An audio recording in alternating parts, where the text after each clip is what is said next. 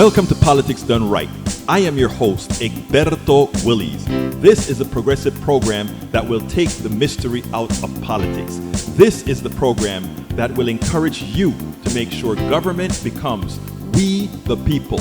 Whether you are liberal, progressive, conservative, or otherwise, you get to air your point of view. We are an independent media outlet that, unlike mainstream media beholden to corporations, we only owe allegiance to you. Remember, you can also send me a tweet at EGBERTOWILLIES. That is at Egberto Willies. Let us engage. It is Politics Done Right.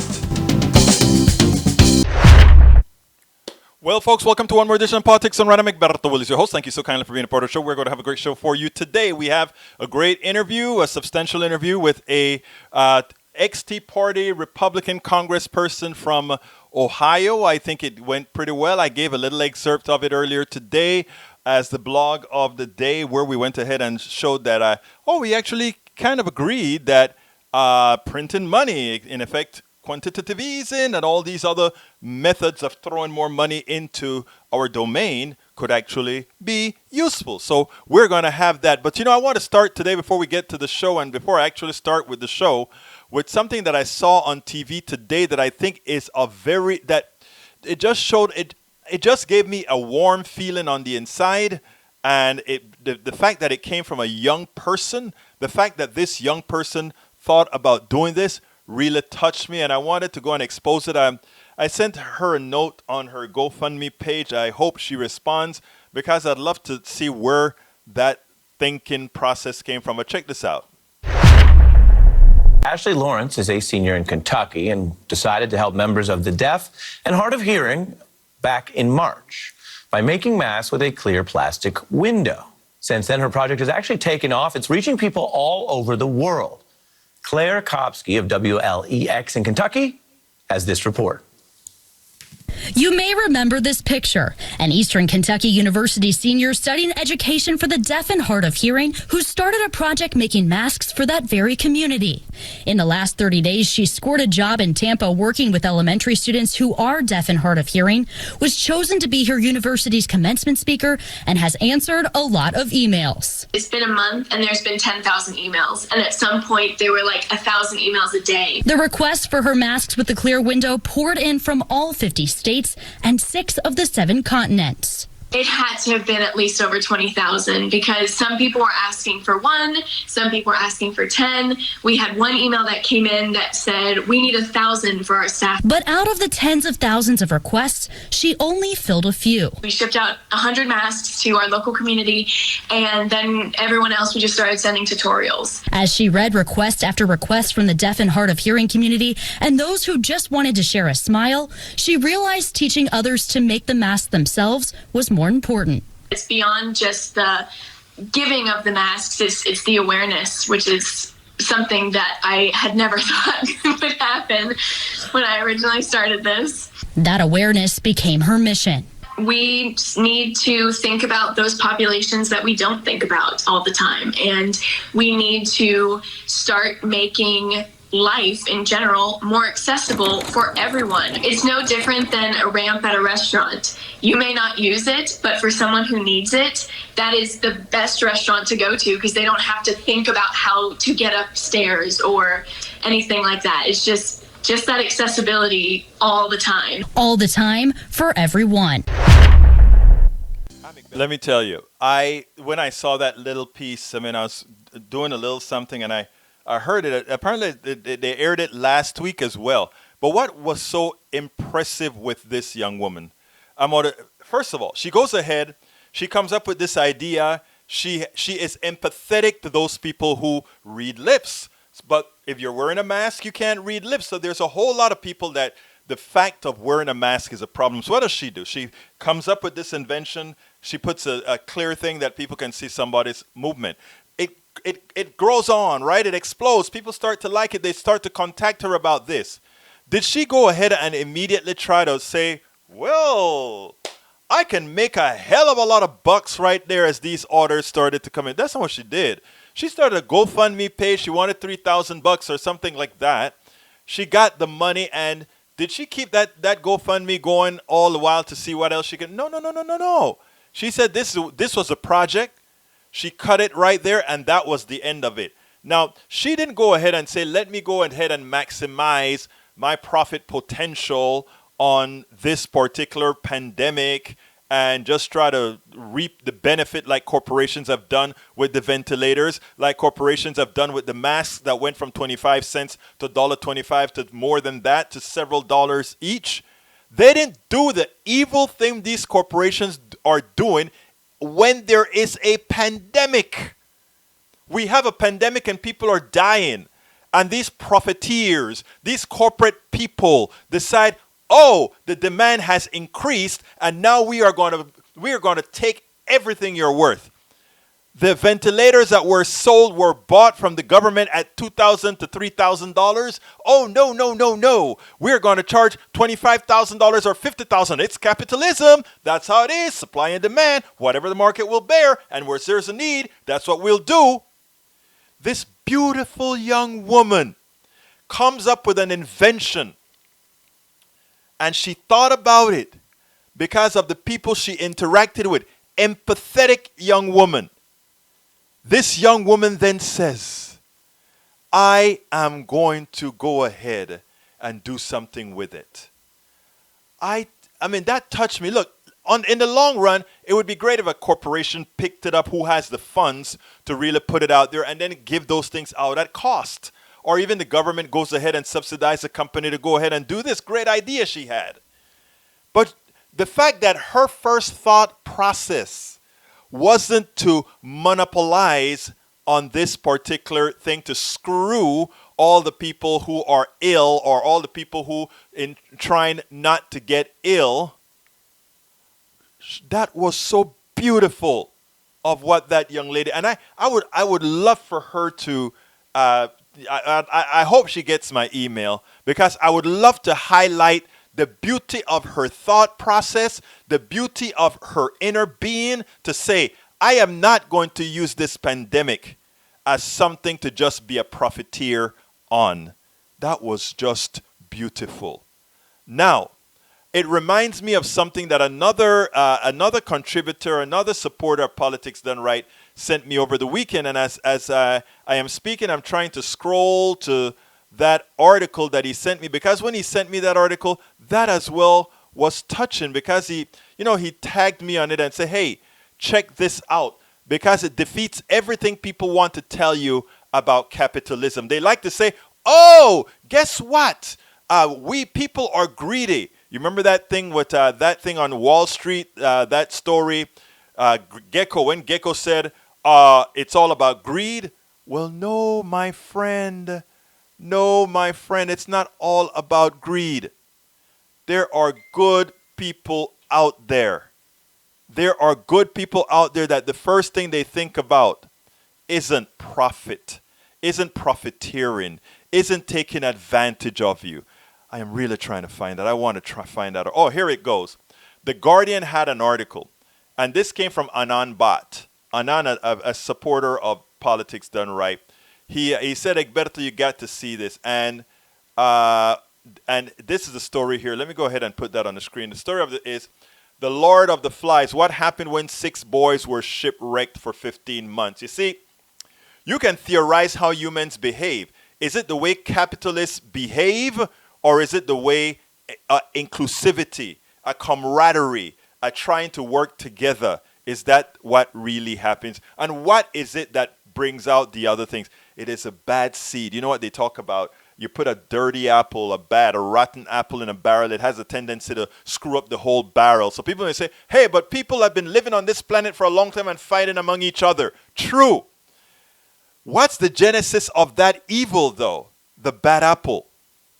And there's this story that Anand Bhatt found on The Guardian that shows 6 boys got marooned on an island.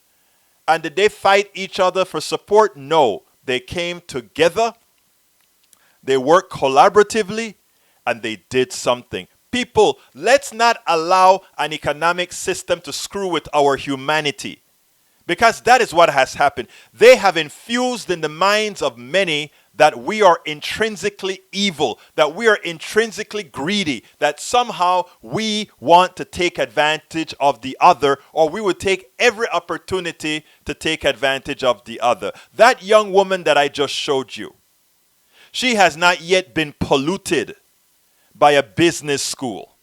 She has not yet been polluted by the evils of capitalism.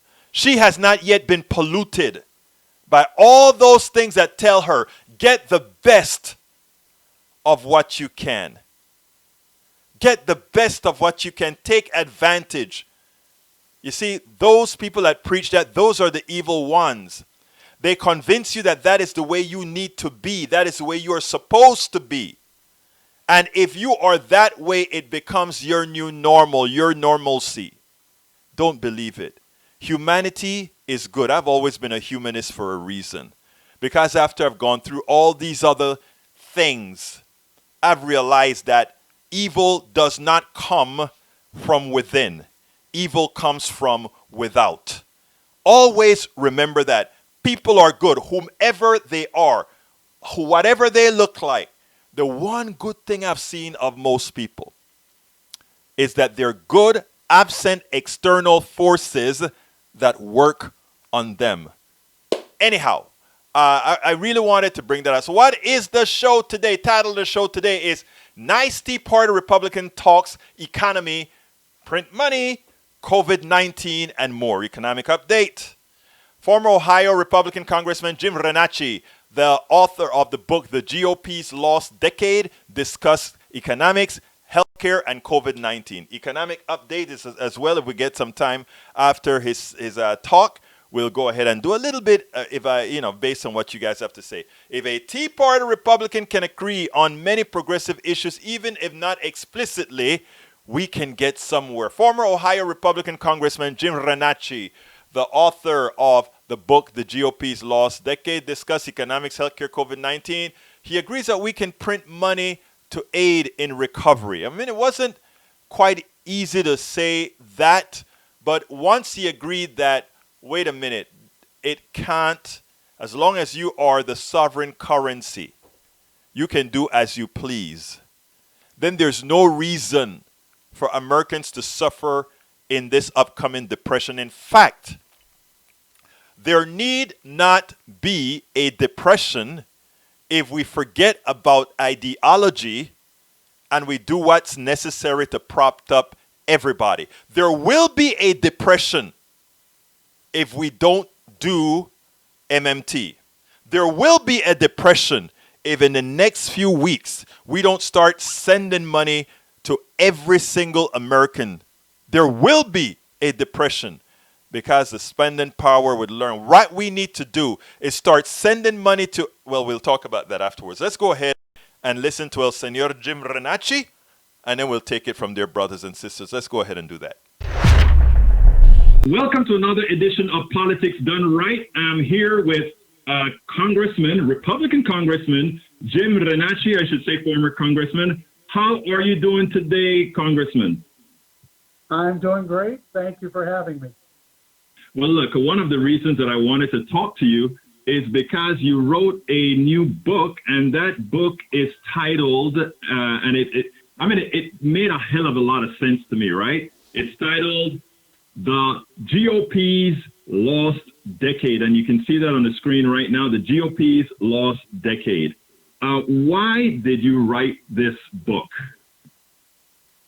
Well, look, I was a businessman for almost 3 decades, went to Washington because I was frustrated with how Washington was working, spent 8 years, 4 terms in Washington. After the 6th year, I realized that Washington was broken, decided to come back home, and then I didn't want to let get away the memoirs from my 8 years as to why I left, why it's broken, and how really the GOP, who came storming in 2010, especially on the side of debts and deficits, that we were going to get our debts and deficits straightened out, how we were able to let a complete decade go and not get anything accomplished, except for the Tax Cut and Jobs bill, which was done even that was done based on what I call the funny way things get done in Washington. It wasn't even normal business.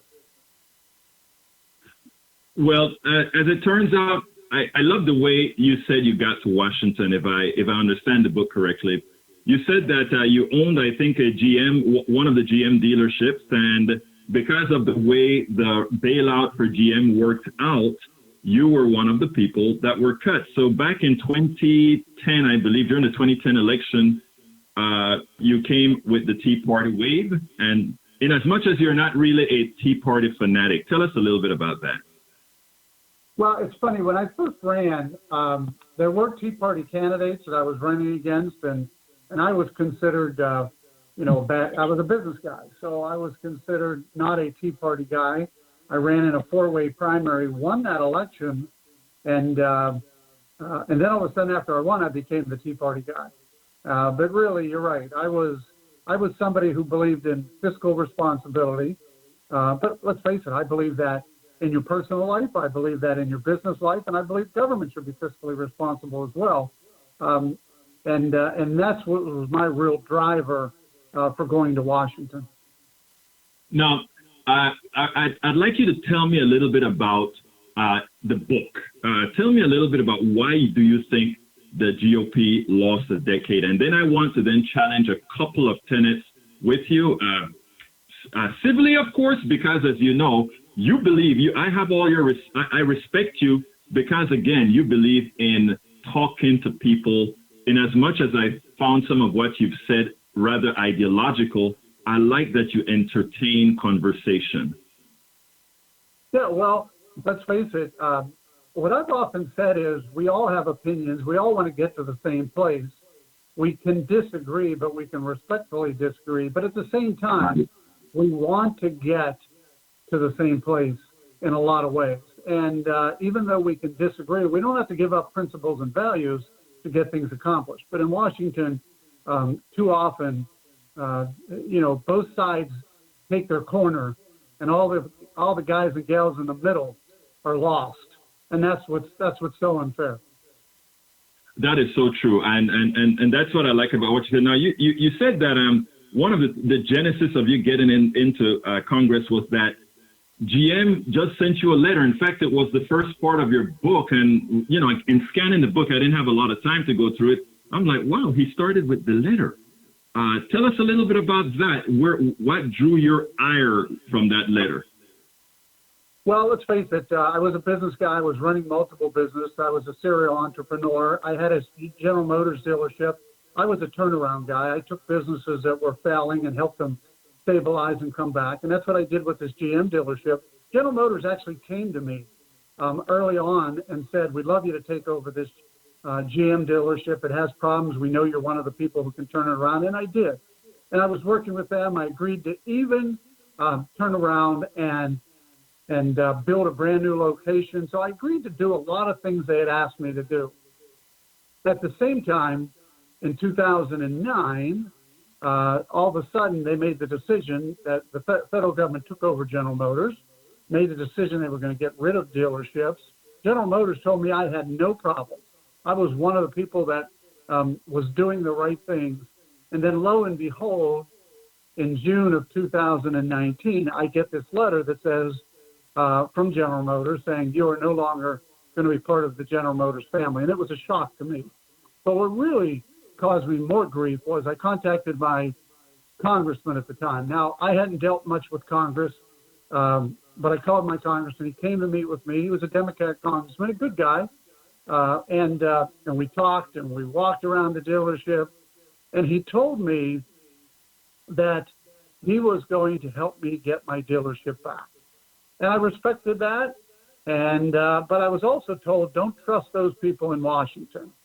Now, it wasn't just the Democrats. I mean, I was being told, don't trust those people in Washington. And so I watched the voting that was going on in my office. And there was a vote that was coming up to reinstate my dealership, along with many other dealers across the country.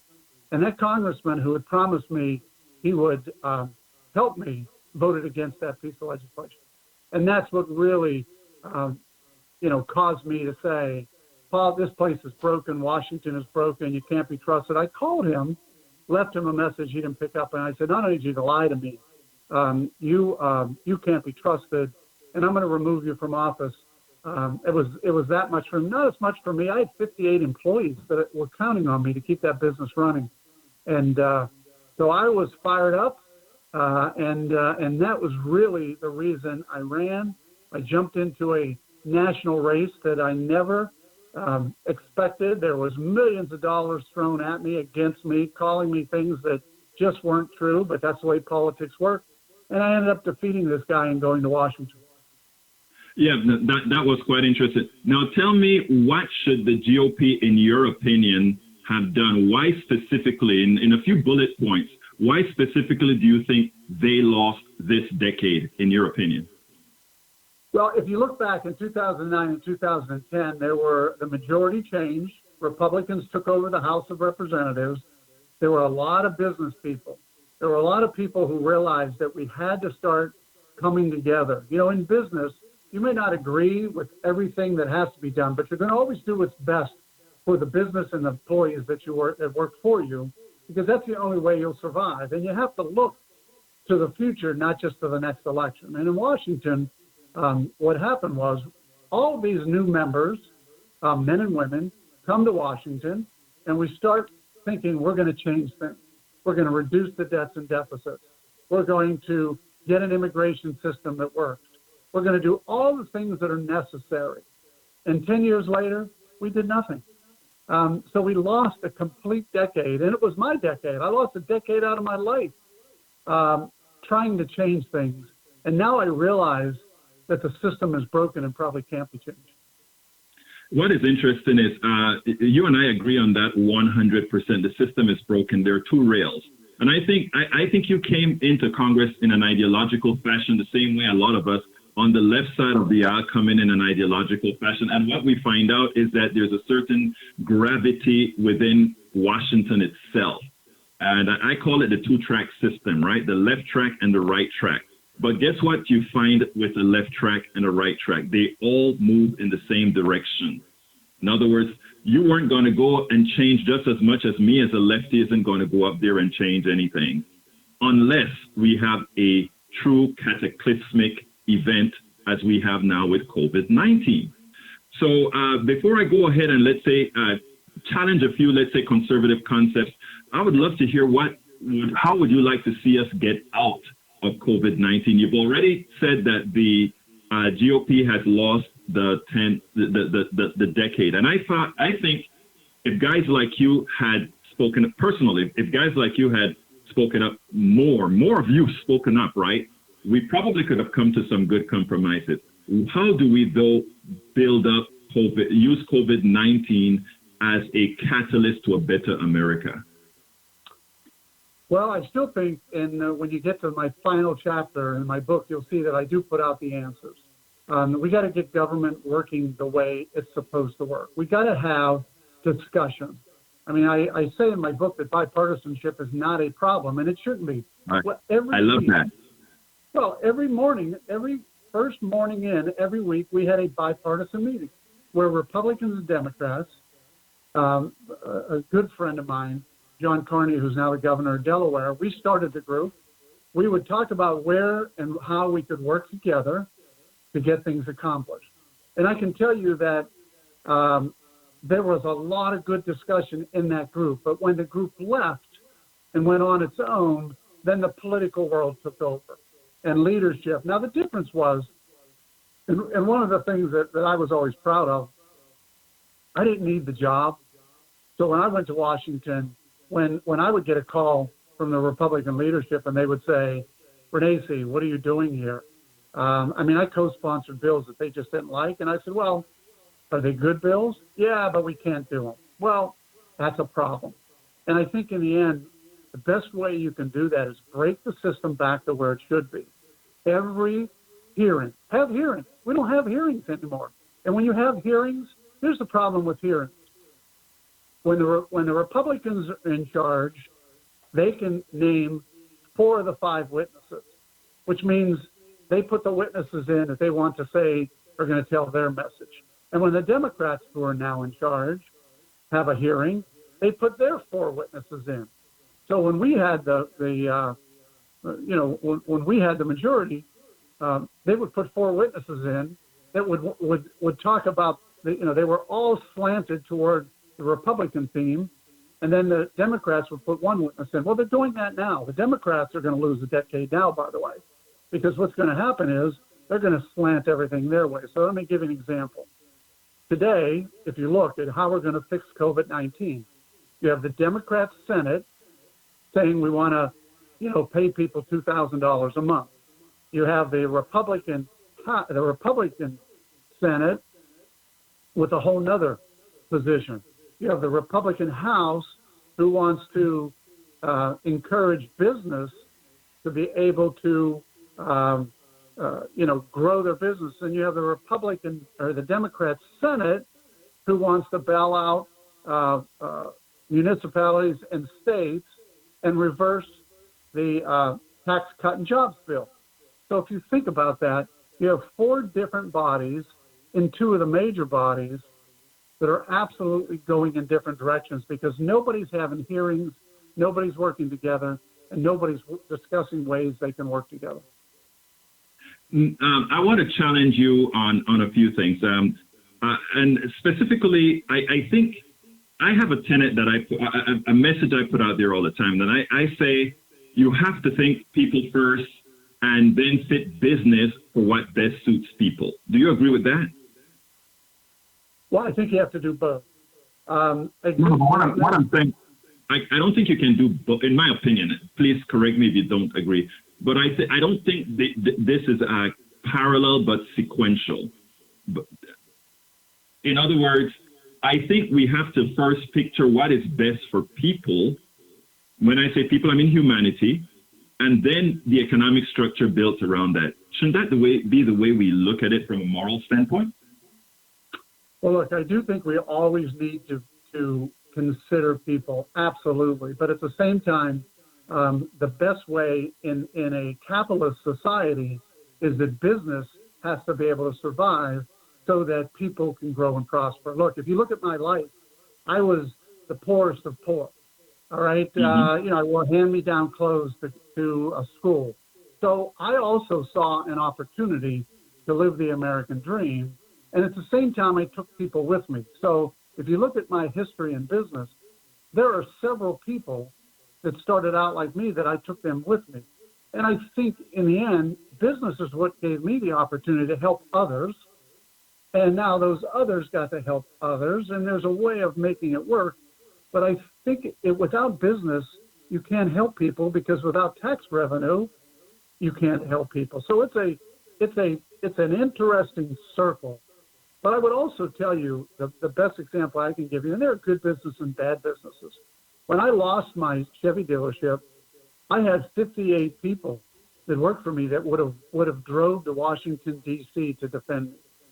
And I think those are the kind of business, that's a business mentality where you're working together with the people to change and move America forward. Now, Congressman, let me first say, first of all, I think you're exceptional.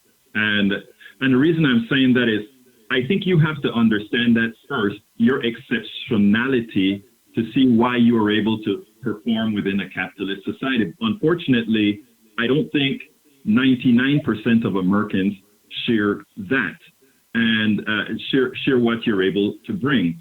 So again, I have to ask and that's the reason I simply always say we have to look at humanity first, because those of us who are able to be very independent and go off and do things, yes, we can do them. But shouldn't we have to be more? There's a part of your book that I want to go over. You said that one of the big costs that regulations bring to you is that you have to. Your cars, when you're selling a car, it has a $2,000 addition on that car because of health care. And I agree with you. It shouldn't be there.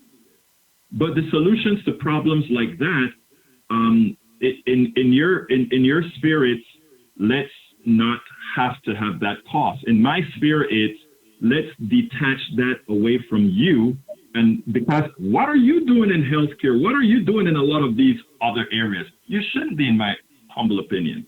Don't you think if we decoupled things like healthcare and social programs from business, which you are great at, would make a better and more an economy that functions better? The only problem is government doesn't look. So the government system is broken. So here's why I would disagree with you, but would say I think this is an area that we should talk about. The reason government system is broken is because government does only look. And I hate to say this because some of the members of Congress are still my friends, but you'll read it in my book. If you're there more than 8 years, you're part of the problem. Because if you can stand, and that's Republicans and Democrats, by the way, if they can stand the system to be there, then they're part of the problem because the system is broken. So the system doesn't work in the best interest of you and me. The system works in the best interest of the system. And if you decouple it, you've now put something into a bad system that's going to get worse. But you were there, Congressman. My contention is better that I have more faith in you than you have in you. In other words, my contention is that if you wanted to buck the system, you had 90-something guys go up there. And you're a very sensible guy. And in listening to your rationality right now, I think you could have made a difference. I honestly think you could have made a difference, as well as several Democrats out there. I think when you come from the tenet that you say government doesn't work, that is almost saying we the people don't work. I came from another country. One of the reasons I came here is we the people could actually get things done. And I think we the people is supposed to be the government. And if it's not there right now, I think we have to get in there like you tried to do and do something about it. And you know what? You didn't have to. You're a rich guy. You didn't have to do that. You hit the nail on the head. We the people will make it work, but we the people are not there. So what happens in government is you get there, and if you try and buck the system in government, remember, especially if you move to the middle, if you move, and by the way, we're polarized. I say this in my book too. You know, one of the problems with the House and even the Senate, but one of the problems with the House is that we gerrymandered the districts all across the country so that Republicans have strong districts, Democrats have strong districts. Mm-hmm. Now, my district was what they called in the one of the districts that I had to always fight for. You know, I was an R+2. When people say, "Oh, that's an R district," well, wait a minute. You're either going to be an R or a D. But if you're inside the R5 or the D5, you're in a district that you have to competitive. talk to people. Right. And you have to be able to work with people. So if you go to my district, you'll find that I was in an R2 district and I won by 4 points, my second race. And then I turned it into an I won by 38. I had Democrat mayors endorsing me. All right. And that's because I would listen to them and I would work with them. But I was a different person. You're right. If you're in a far left district or a far right district, you don't have to listen to anybody because you're going to end up always getting elected no matter what you do. No, Congressman, and that's the point that I was trying to make, that if you go in there, you see, you shouldn't be calling yourself a Republican or a Democrat. You should be calling yourself a fixer. You shouldn't be talking about going to the middle because the middle is a mythical place, right? There's no middle. It's policy by policy by policy. In other words, what policies do you support? And I think, again, given that let me give an example.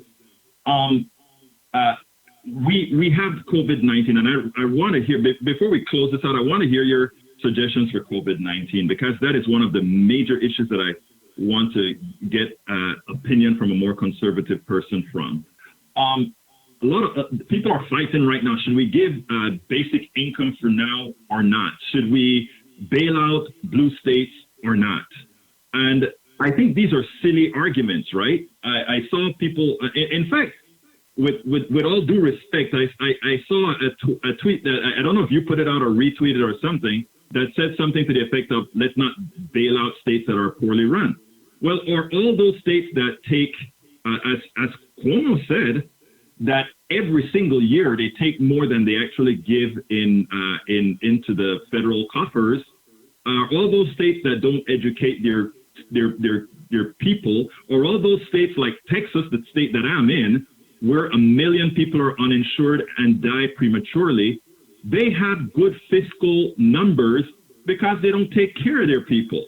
Or are we supposed to then believe that somehow we shouldn't, for these guys that put more into the system than they take out, not really give them back some of what they put in?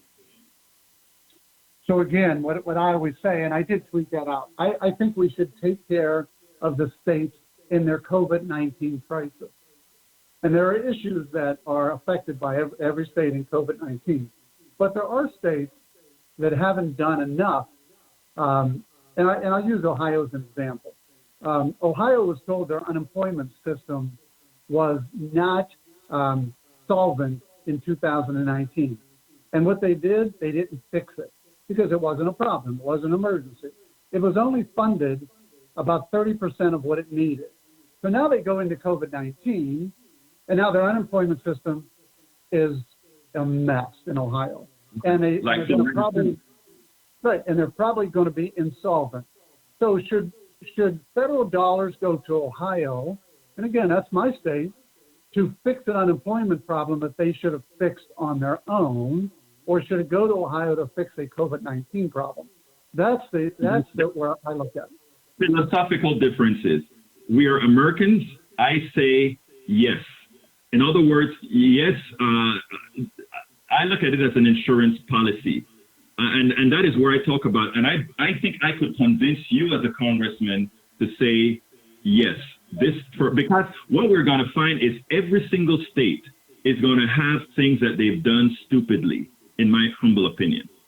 And I say, let's use, if we are printing money like crazy, which we are, and which we can afford to do, it's not like we're going to get buckets of dollars like we had in Germany, because if there's no scarcity, you can't get inflation. And what we need here is, it would be nice if we got a little bit of scarcity of something so you can't have inflation. I know it doesn't go with your purview as a businessman, because it kind of seems like people are getting something for nothing, but actually it's helping you too. So I say yes. Yeah. So, and again, the difference is I would probably sit and listen to you, and we probably would come up with a compromise to move forward. That doesn't mean I would disagree with you, and that's probably the difference. But that's the business person in me, because I realize to move forward, you do need a compromise. But I will also tell you what I fear more than anything. Do you have children? Yes, I do. Med school. Okay. That's expensive, yeah. Right. So I have 3 children. I don't have a grandchild yet, but who's going to pay for all this? I mean, at some point, you've got to put fiscal responsibility back into the budget. Congressman, you and I know better than that. You are a very smart, economically aware person. And that is, nobody has to pay for it. I mean, I know it sounds strange, but you know deep inside that I'm telling you a fact. When we had quantitative easing, nobody really paid for that. The thing about it is, what faith you have in your dollar, what faith you have in the economic system, and whether there is scarcity. That's all that really matters. We can't tell that out loudly because we don't want abuse. There's a MMT economist. Her name is Stephanie Kelton, and she points out that there's a $685 billion slack, meaning at another inflated $685 billion in the economy. That is when scarcity comes into play and we get into that runaway inflation point that you're talking about. Well, what's even worse, though, you have said something, and I 100% agree with you. As long as there is comfort and the monetary, the dollar is what people look at as strength, we're fine. When I said, one of the things I talked about in my book is that we needed, forget about the president coming every year and doing a State of the Union. We needed a fiscal State of the Union address. Mm-hmm. And I tried to push that just so people understand what we're spending, why we're spending it, where it's going. And I had people say to me, Renacci, you'll cause the collapse of the economic system if you push that. I had Republicans and Democrats tell me that.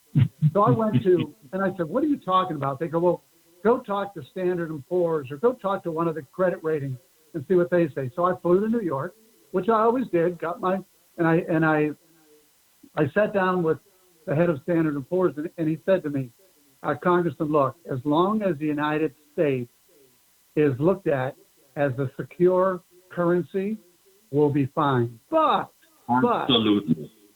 But when the currency turns, and by the way, that's where China was going with all this.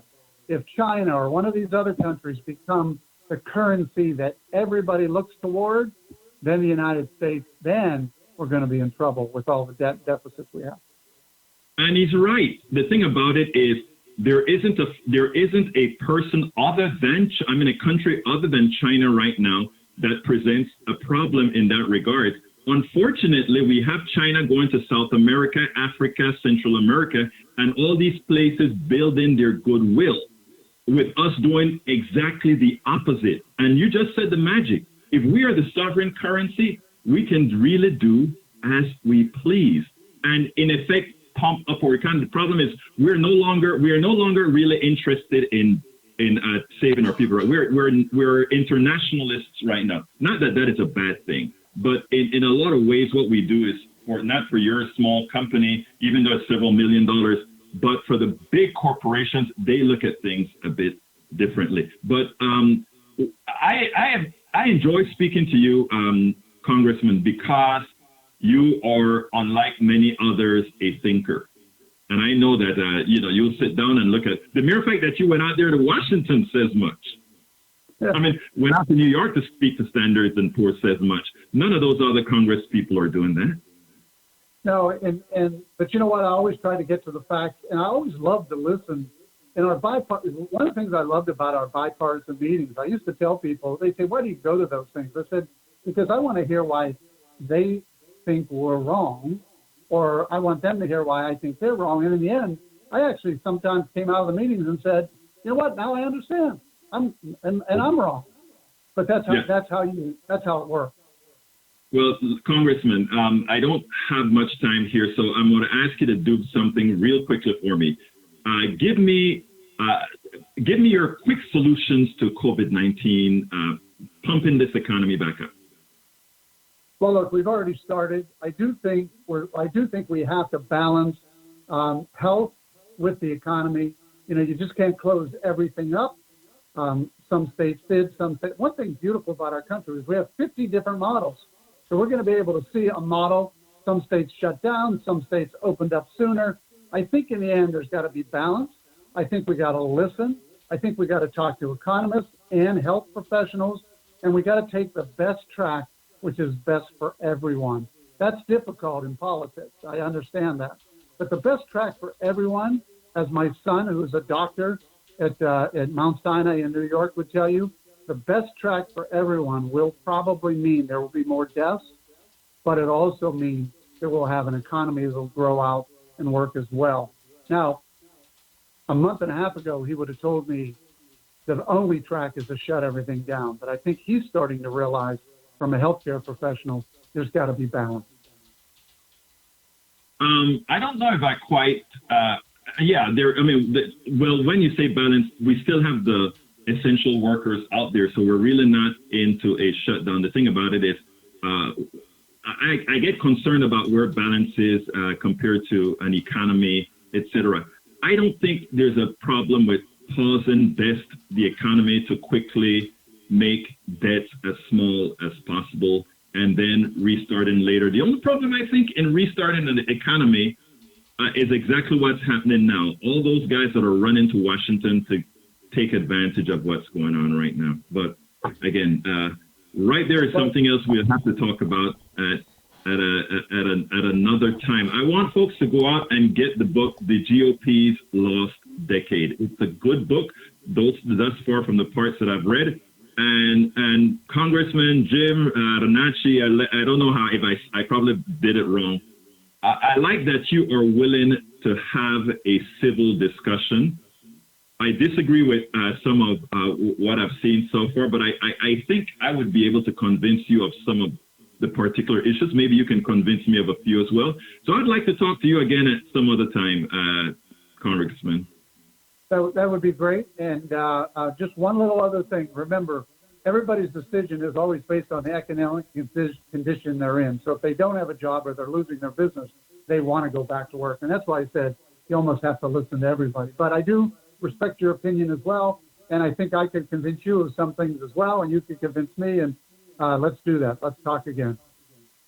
Jim Renacci, former Ohio Congressman and author of The GOP's Lost Decade. I really enjoyed talking to you, my friend. I did the same. Thank you so much. Bye-bye. Bye now. Well, I hope you guys enjoyed that interview. I enjoyed speaking to Jim. I think Jim is really a nice guy. There are ideological differences there, and you know that's the biggest thing. But like I said on the Daily Kos earlier today, and folks, Daily Kos is another progressive rag that we should be supporting. It's dailykos.com, DAILYKOS.com. I write there. I'm a contributing editor there as well. It's a very good site, insightful from a whole lot of good people doing good work out there. Other good place to go is opednews.com. Opednews.com. Support all these sites. Also, democraticunderground.com. Democraticunderground.com. We have to have the internet populated by these different sites so that as the rage comes by November, the social space, the internet space, is not solely represented by some sort of alternative facts. As Brother Rudnin would always say, one of the things I love with what Rudnin does, if you take a look at the amount of links he puts out there and he throws it out there, some people, why are you constantly sending those things? He's doing what is going to help the progressive space and everybody by being a promoter of valid information that's corroborated. So you ought to be doing the same as well. You ought to be sharing Politics Done Right. You ought to be sharing items from Daily Kos, Op-Ed News, good articles from the New York Times, good articles from the Washington Post. All these places have great reporters. As an institution, they're flawed. But as individuals who get things right, there are a lot of them out there. So let's not leave it. I have relatives that I've noticed started doing a whole lot of posting. Relatives who have stopped for a while started back posting.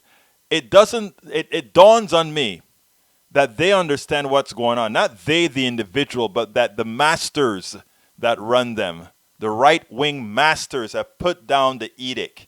Guys, you have to be out there spreading the false word. Of course, they don't think it's false. They think it's real. That's fine. But you now have to be out there putting the real information out there. You ought to be spreading our words. All right, let me go ahead and welcome everybody. Michael Rudnin, welcome aboard. Derek Bell, Troy Astro, Mike Cisak, let's see, AVQ. Avangion Q. I just wanted to mess with you, AVQ. Derek Bell. Let's see. I think I got CSEC already. Kyle Eaton. Let's see. Who else is here? I know I saw a lot more. Lawrence Sims. Okay. Bruce Pollard is back from Dallas. Welcome aboard back, Bruce. Let's see. Para ver quién más está aquí. Lee Grant, of course, my brother Lee Grant is always here as well. And Daniel Ledo, welcome aboard, Daniel Ledo. Curtis Jacobs, my brother-in-law, welcome aboard. Let's see who else is here. I think I got everybody. Michael Dean Newton, welcome, Michael. Welcome, Michael. Oh, Michael says, scientists test sewage to track COVID. You know, I saw that article last week, or not necessarily the article, but I saw it last week. Thank you. Thank you for telling me, AVQ. I saw the article last week, and, you know, that's pretty ingenious, right? Because pipes flow, I mean, that is a good network. I mean, it sounds nasty and cruddy, but I think that's a really smart thing to do. You can kind of see where your pockets are based on how much COVID you'll see in sewage water and where it's coming from. So it sounds nasty, but it's true. You could do that. Let's see. All right, let's see. Michael, the virus does not exact readily spread through wastewater systems.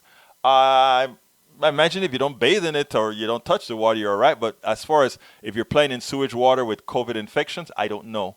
Let's see. Michael Rudnin says, have a great day. Get sufficient funding to complete the idea, end funding, and start on making sure the idea becomes a success. That's great. Daniel Ledo said, okay, see why he likes this story now. It's not that he cares that this woman was helping people. He smells an opportunity to make false equivalences to evils of capitalism. No, capitalism is, in effect, evil. It's that there's nothing moral about capitalism. I mean, if the outcomes that comes from not caring about the environment, if the outcomes that comes from not caring about people, if the outcomes that comes where your only tenet is a maximization of profits for the shareholders, the maximization of bonuses, etc., for the executives, without the care of other stakeholders like consumers and workers, employees, then of course the system is inherently evil. I mean, it's not even a question. It has no soul. Now, regulations give capitalism directions to prevent the harm that it creates. That's a fact. It's not even up for debate. It's not up for debate. If the only thing that you care for is profit, it means you do whatever you must do for profit. Regulations curtail that which what you would do for profits. It's not up for debate, Daniel Ledo. Only one that continues to allow a system to snow them can believe otherwise. Okay, good job, young lady. Yes, I love that young woman. I hope I hear from her. But I don't know if I will, because you know how that goes sometimes. She may want to have nothing to do with politics. Folks, if you're just joining us, please do remember to share, because that is the way we learn. And that is the way we don't allow something like what Ledo just said to come into the psyche. We have to know reality. We ought to understand reality. Michael Rudnin, when a utopian idea comes around, my first reaction is that if our society strives towards that idea, society will be improved, and will the people, whether or not will measure be achieved. I love that you say, that's a form of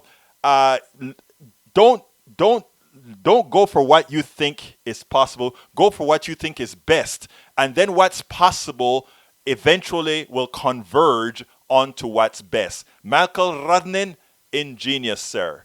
Derek Bell, much agreed. And as you can see, Derek Bell agreed with you. Troy Astro, Howard Dollars, that's never worked. When Congress stops printing money, there will be a depression. Michael Rudnin, very right. Lee Grant, I think evil is in our hearts, not by design, but by inference, we learn those things. Fear, that's not to say that fear doesn't cause us to do bad things. And that's what the right wing understand, right? Fear will allow you to kill your mother. Okay? Some people, fear will allow them to do that. Not that they don't love their mother, not that they don't love all these things. But what we're saying is that is what self-preservation have a tendency to supersede everything. And it doesn't come with hate. But if you then build a society on an economic system, not on necessary preservation, but on absolute dominance, then that's a problem. Okay, let's go ahead and talk to. All right, I'm skipping a few, and forgive me, but I just want to we only have about 2 more minutes for me to do this. I'm paying my guys, and I won't open until I know I can give them a safe place to work. But when I do know, they will hold on to their money unless I get you. I understand, Derek. I understand. And good that you're paying your guys. You're a good person. It would be very helpful if I could get tested in Texas. They only really don't want people really tested. They don't want it tested because they don't want to know how bad the problem is. Welcome again, Senior Bruce Pollard, my brother. Michael Rudnin says, Mike Cizek says, government is often the cause of many of our problems. So Michael Rudnin just says he is the cause of many of our problems. Why is he saying that? Because the people that's in government are the people he sends. And he's right about that. Those people that he sends have created a hell of a lot of problems. So Michael Rudnin, join the team and let's send the right kind of people so that we can make that statement false, that government is no longer the problem and government is actually the solutions, my brother.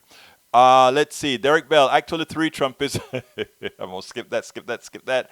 Okay, para ver. I'm gonna, Rodney, I'm skipping some of yours there as well because everybody is seeing those already. Egberto, your picks are for Trump's war crimes. This might be a good topic for a show. Yeah, it's a good topic for a show. I would probably have to do that when there's not a hell of a lot to talk about for one reason only. My thing is I want us to move away from knocking Trump and start going on to what we are going to do. And the reason why is Trump is a has-been. Trump has no soul. Trump is evil. Trump is not going to do anything good for society. Let's work on trying to tell Americans if they go with us, what are we going to provide? I'm done with Trump. Trump is just not even human. Not even human. Okay, Derek Bell, let's see. Mike, he's like, Daniel, I'm not, but no, okay, that's not to be read. Michael Redden, coronavirus also reminds me of the Spanish Kansas flu in that their RO and fatality rates are similar. I don't know what this Spanish flu I know. I didn't know it was called Kansas, but hey, I learn from you guys all of the time. Let's see what else. That was a lead from Michael Newton's express, or the virus has not really spread. Okay. Let's see. Daniel Ledo, the morality of capitalism is freedom, but you don't think. The morality of capitalism is not freedom. The morality of free enterprise is freedom. Capitalism and freedom are not the same thing. And one other thing that people need to understand, China is a capitalist country. Would you consider China free?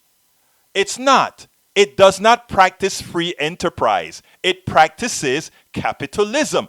That's the difference. It's right there for you to see if you choose to see it and not follow what's been pre-programmed in you so that evil can continue. That's a fact, my dear brother. Maywood, hello from Long Beach. Maywood, I didn't get to salute you earlier on, so hi, my dear friend. All right, Michael Rodnan, as comes the pandemics countries.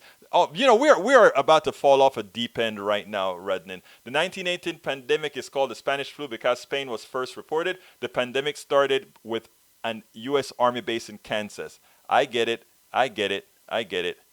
Okay, and Curtis says, you got it about our leader. Anyway, folks, we're gotta get out of here. We gotta get out of here. Anyhow, but before we go, I want to remind you guys that this is a show that needs your support. So please go to store.politicsdoneright.com. And what can you get at store.politicsdoneright.com other than our t-shirts, our cups, mugs?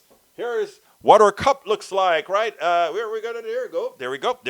This is what and of course, get our book. As I see it, class warfare, the only resort to right-wing doom. You want to learn about exactly what's happening in this economy? It still holds true, my friend. It still holds true. And going a little bit forward, you can go to. What I really need for folks to do is continue to be subscribers. I think right now we are at 101 on Patreon. I don't quite remember how many we are on PayPal. I got to look that up because I know there are some updates for that one on PayPal. But what we need is about 1,000 subscribers altogether, both on Patreon and PayPal combined.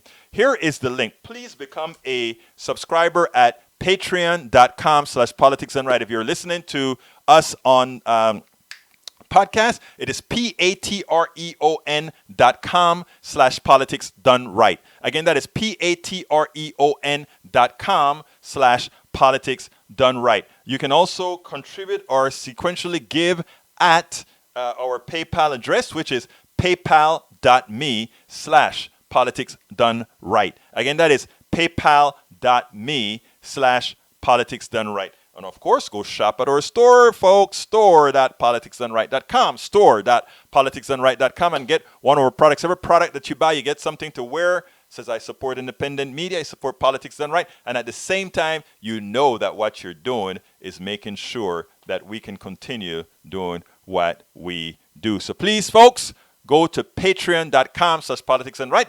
patreon.com/Politics Done Right. This is the end of the show, and you know how I